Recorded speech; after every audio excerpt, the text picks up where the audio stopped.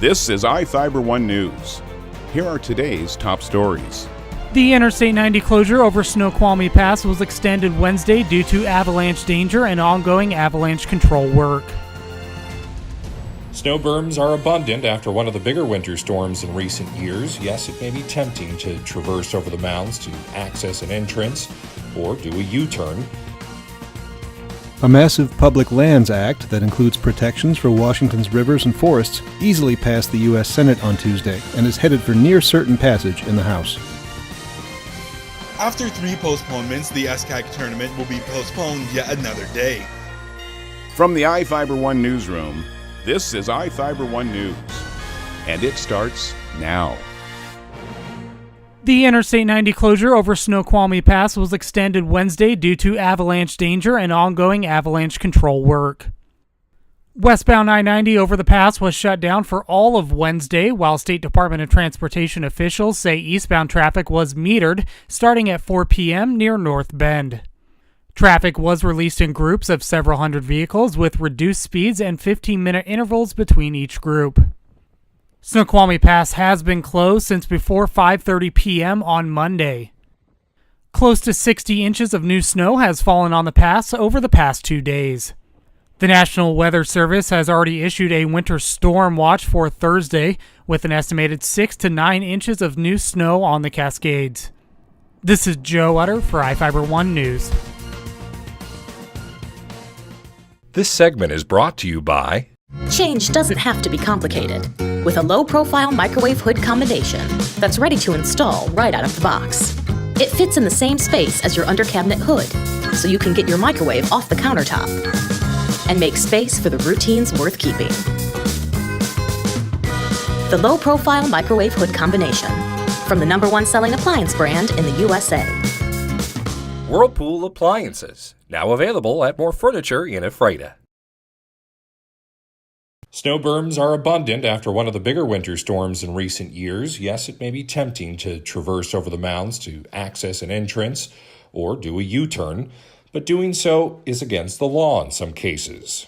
What I know is the RCW specifically addresses barriers, and any barrier that is 18 inches wide or wider, it's illegal for you to cross.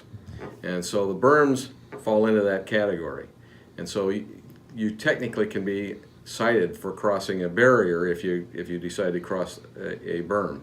Local law enforcement says cutting through a berm isn't illegal on its own, but if you get high-centered or try to blast through a berm several feet high, you could get cited for negligent driving or reckless driving. The bigger issue for us, though, is the safety issue. The cars that get high-centered on there, not only do they cause trouble for the person that's crossing the berm, but for traffic in general, and that's our main concern. Police say berms are soft, but some are solid ice, and you won't be able to tell unless you come into contact with one. I'm Sean Goggins for iFIBER 1 News. This segment is brought to you by Your taste buds bored? Well, then bring them to Jay's Teriyaki. Not only does Jay's have a variety of teriyaki dishes, they also offer mouth-watering salads and sides. Call Jay's 509-764-5155. Jay's Teriyaki, located at 123 East Broadway in Moses Lake, because it's all in the sauce. A massive Public Lands Act that includes protections for Washington's rivers and forests easily passed the U.S. Senate on Tuesday and is headed for near certain passage in the House. The Natural Resources Management Act has 2 key Senate sponsors, Democrat Maria Cantwell of Washington and Republican Lisa Murkowski of Alaska. With their support, the package of more than 110 individual bills sailed through the chamber vote 92-8. This legislation before us today is a recognition that our climate is changing and that we need new tools and carry out new responsibilities as it relates to managing those public lands. Now, I want to thank my colleague from Alaska, Senator Murkowski, for her incredible leadership. Again, we've got provisions that promote the wildlife conservation, combat invasive species, protect endangered species, water management provisions that save water, protect public safety, enhance fish protections and wildlife habitat. We do all this and The CBO estimates that we reduce direct spending by $10 million over the next 10 years. So we recognize that that's hardly enough to reduce deficits, but it's a bonus. We're chalking that up as an additional bonus here. In Washington specifically, the act will remove the Methow Headwaters region of Okanagan County from mineral exploration, something residents have endorsed for years. How many people here, just by raising their hands, support this withdrawal right now? In the Yakima Basin, a community plan for dealing with water challenges would become law, providing millions of dollars to irrigation, hatchery, and drinking water projects. Advocates have pressed for that legislation since 2015. And the Mountains to Sound Greenway, a 1.5 million acre forest belt from Ellensburg to Seattle, would be designated the Pacific Northwest's first national heritage area. Both Democrats and Republicans, including 4th District Congressman Dan Newhouse, have championed the act. The House is expected to take up the package later this session. Jefferson Robbins, iFIBER 1 News. After 3 postponements, the SKG Tournament will be postponed yet another day. When the time comes, 3 Columbia Basin teams will be looking to get their way in the state. The Royal Knights will take on the Zilla Leopards in the district semifinals. Zilla has a history of winning the SKG championship that the Knights will be looking to end. Royal is not the same team they were early in the season. After beginning the year 4-4, the Knights have gone on a 13-game win streak, knocking off 2 league champions during that span, Connell and Kashmir.